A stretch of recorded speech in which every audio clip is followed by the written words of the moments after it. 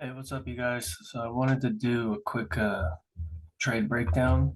I had a recording that I tried to record, but for some reason my computer didn't let me like save it or whatever. So I just thought I'd share my views that were basically shared in that video, right? So this morning I was looking for bearish prices. I saw this as a market maker sell model, which I still believe it is. It's pretty sloppy right now. But initially, when I got on the chart around this time, I saw all these equal highs, and then at the time, these were also equal highs. So that made this buy side liquidity. Okay, let's go to the higher time frame too, so you can kind of see what that view is. So pretty much we were down here, right? Right here before this punch higher, we have the 9 o'clock time here, the daily open, or the 12 midnight for those on the East Coast. If you draw that out in time, above that, based on the rules, is where the best sell opportunities would occur. So what happened? Price rallied up higher, which I was waiting for, and I'll show you the executions and stuff in a minute.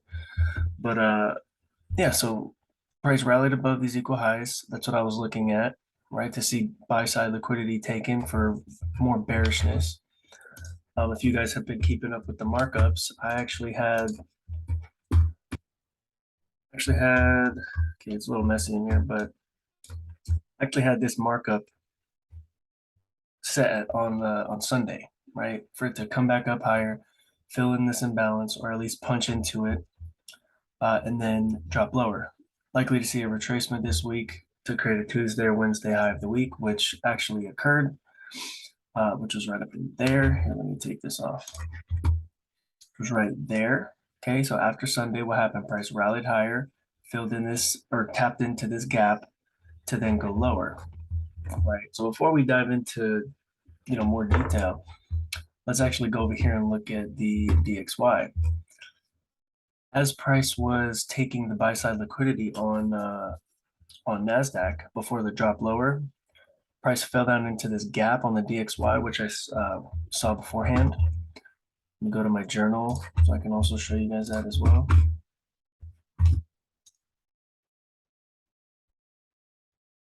You can see the time was 5:53 here. And I'm on DXY, I'm thinking that we're probably going to go up to the 110 big figure. But nonetheless, so at 5:53 going into 6 o'clock, right? Oh wait, oops, wrong one. Let me make it more clear.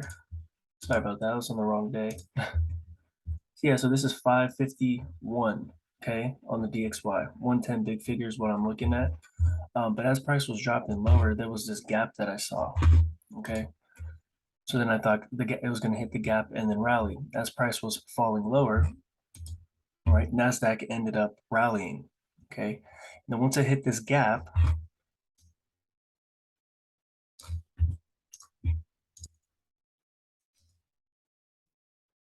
I went through so much stuff in the video.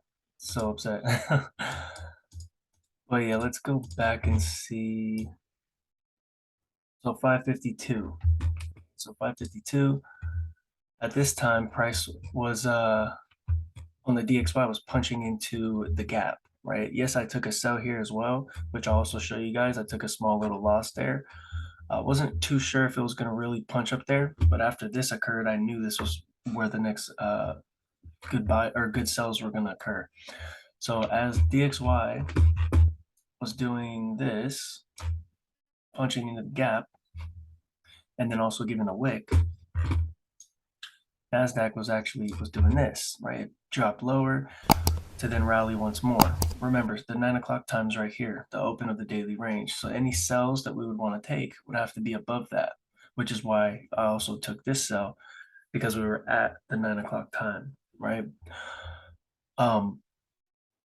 After I saw this rally higher, like it says in here, I was looking for these potentially to be tapped into. It's kind of mixed in with this right here, but it says want to see this get taken, right? The buy side liquidity, which is also the London high, right? So after price rallied up, stopped me out. After it broke this high, I was already thinking, okay, it's going to come up there and then we'll stock sells, right? So then price ended up moving higher, taking that high, drop lower. This is also an OTE level in the Sunday's open price. Okay, so let's go actually take a look at that as well.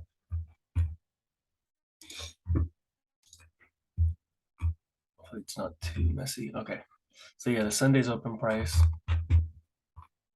is over here. Okay, so we're also above the Sunday's open price and above the 9 p.m. Pacific time or 12 Eastern time.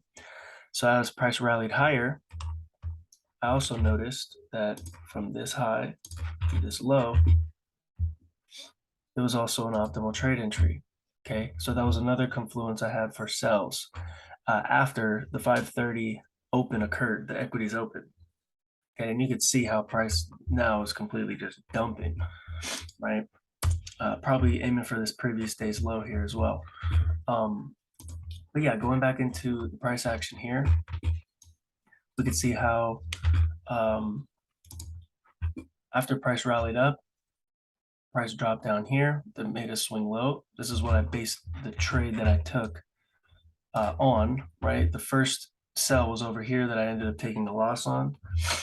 But then this one, when it rallied above, taking buy side liquidity even more, I also had this outlined way beforehand in terms of this being the area where the reaction would occur. And I can also go and show you that as well. See, 12,480 at 604. Okay. So I said either this area, which was the OTE level, was going to be hit, and then the reaction was going to happen at the Sunday's open price too. Or if that wasn't going to be respected, it was going to come up into here, digging deeper into the buy side liquidity and taking the London's high. Because now it made a bunch more buy side liquidity after it stopped here and didn't punch all the way through, right? So with that being said, price rallied up higher. What did it rally to? 12,480. Also, we had S&T divergence at that time as well. See, Nasdaq's making a higher high, S&P is making a lower high, and then US 30 was making a lower high as well. So lots of things were leaning towards sell side, and we've been bearish. Okay, so with that being said, price gave one more punch higher, and it created this order block there, which is where I decided to put an entry on this candle when it pulled back. Okay, which I'll show you guys the the execution as well, just to prove it. Okay, I was targeting these lows here. Unfortunately, it didn't get there when I wanted it to.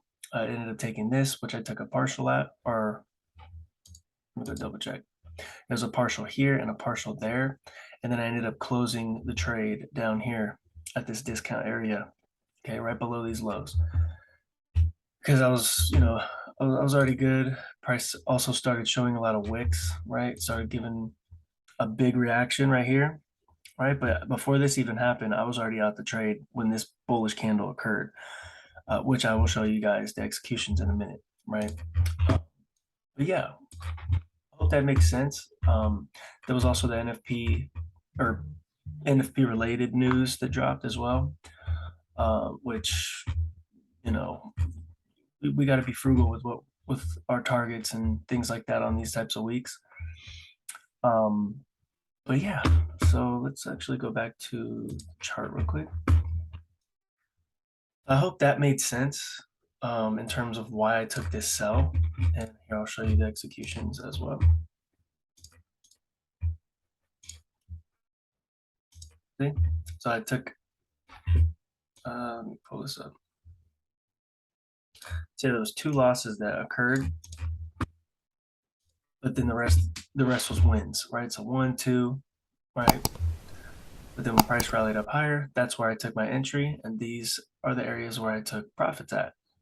Okay. So yes, there was two little losses here, but guess what? This huge move here, I knew it was the move, right? So I entered there, took profits down there under these lows, and that was basically the trade, right? So I hope that makes sense. In terms of the YouTube model, It's not really present here. You can't really see it. It's not really there. So, I mean, you could have argued that maybe this would have been it, but it's made the fair value gap didn't return to it. So the YouTube model, if you were using it, would have been for the buy here, right? Took sell side, shift the market structure, and then there's a fair value gap. And these consecutive down candles is an order block.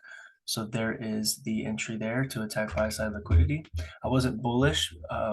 As I've been saying, I've been pretty bearish, even from the beginning of the week on Sunday when I sent out the markup, which I will show you here. Just so everyone's on the same page, just give y'all a refresher for those of you that haven't been able to keep up. Yeah, you can see I've had this there projected Tuesday or Wednesday high of the week, which occurred. Okay, let's go back even further to show when I wasn't even pulling up there yet. See, so likely retracement to create Tuesday or Wednesday high of the week, then continued bearish unless midpoint of this order block is broken, which it never even got close, right? So it came up here, created a fair value gap, popped up, hit this fair value gap, and then dropped lower. This is my target. It's been my target, as you can see, plus this trend line liquidity, which is why I have been bearish. So that's my narrative. That's why my narrative is what it is. We see the YouTube model also occurred here, broke down below this low, rallied higher, taking buy side liquidity here and here, made a swing low, shift in market structure, break in market structure here. Okay, and then what did it do? Return back to a fair value gap and the gap, which we also touched on last week and we're in sync with.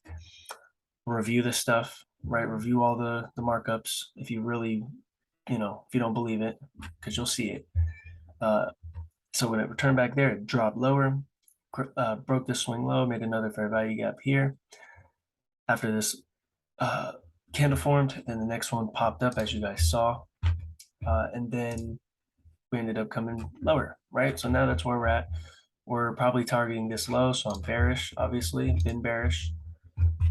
So yeah, I hope that stuff makes sense. I hope you understand why I took this entry, why I took profits where I took them, why my narrative is what it is, and just why this even occurred, right? Like the logic. And if you guys have any questions, please feel free to let me know in the comment section. I'd be more than happy to help you guys. If you guys could like, comment, and subscribe, that'd also be amazing. It helps the channel out and gets us in front of more people. You know what I mean? Because we're really just trying to help, right? And if you guys can, drop your questions or any type of difficulties, it also gives me ideas for more videos that will cater to your guys' needs, because that's really why this channel and, our services are even around, is just to help people. Okay. So, but yeah, like I said, I hope this makes sense. Moving forward though, say you missed all this stuff over here. Say you saw this happen, you were kind of worried, whatever, but you were still bearish. Well, we can see when price broke down below this swing low here, what occurred? If you're bearish, what occurred? It took buy side liquidity, a lot of chop, but it came back, shift in market structure after buy side liquidity is taken, with all the other stuff that I talked about in terms of the narrative for being bearish.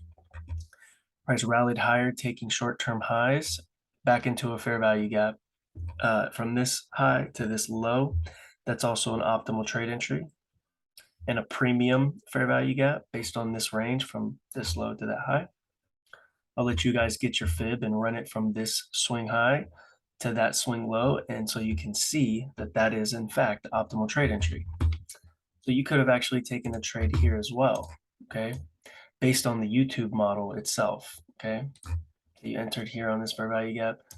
Your stop would have to be above this candle that formed the fair value gap. And that's a nice 85. Well, it's a nice 100-point play, right? If you missed out on this one, you could have caught that one. And this one is honestly more clean, right, in terms of the YouTube model. So, and everything in terms of bias and the narrative that I just discussed, all is in play. And as you can see, I had this as a market maker sell model. What happened? It delivered. Okay. So not only was a market maker sell model present, optimal trade entry was also present. using this order block after the buy side liquidity got taken as a entry area when it returned back, that was also fulfilled, took out the sell stops here. If you were wanted to be a buyer and you saw this take out the sell side, this was a shift in market structure. You could have gotten into an entry here as well for a buy to attack this high. So there's many different ways that you could have profited, right? There's many different ways you could have approached the price and you could have been correct, right? There's no right or wrong as long as you are correct, or as long as you're profitable, okay? Like if you took a buy here and it reversed after you took profits up here and you had a successful trade, does that make you a failure? Or does that make your trade idea wrong? No, it doesn't. You saw buys and you were profitable. That's all that matters. And also that the narrative, makes sense to you, right? It's not just random or guessing. Okay. But yeah, one more note, right? If you didn't catch this, maybe you saw this and were kind of worried because of all this price action. Once price fell down below this swing low here and left the fair value gap, that's also a decent entry you could have made as well, right? So, and this is also an order block, these consecutive up candles. While your bias is bearish, okay, it's very important, right, with any of your models, right? You want to try to be on the right side of the market. But of course, if the logic makes sense for a counter trend move, there's nothing wrong with that. Okay, like this logic makes sense here, right? And the sells here make sense. The sell here makes sense to me, right?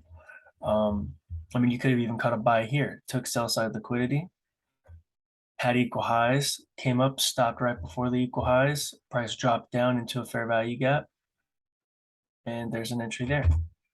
Okay, so as you can see, there's like multiple ways you can profit and approach the market. It just depends on which idea makes sense to you. All right. So I hope this kind of helped you guys. If there's anything that maybe you wish I would have touched on a little more in here in more detail, please let me know in the comments. Like I said, I'm here to help, right? And I can only help you guys with what you're struggling with if you let me know. Okay.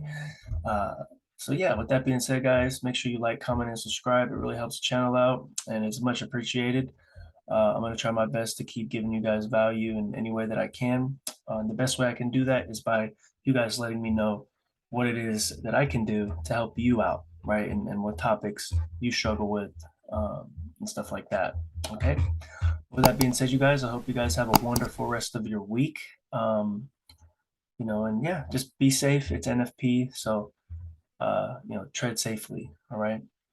But until next time, guys, take care.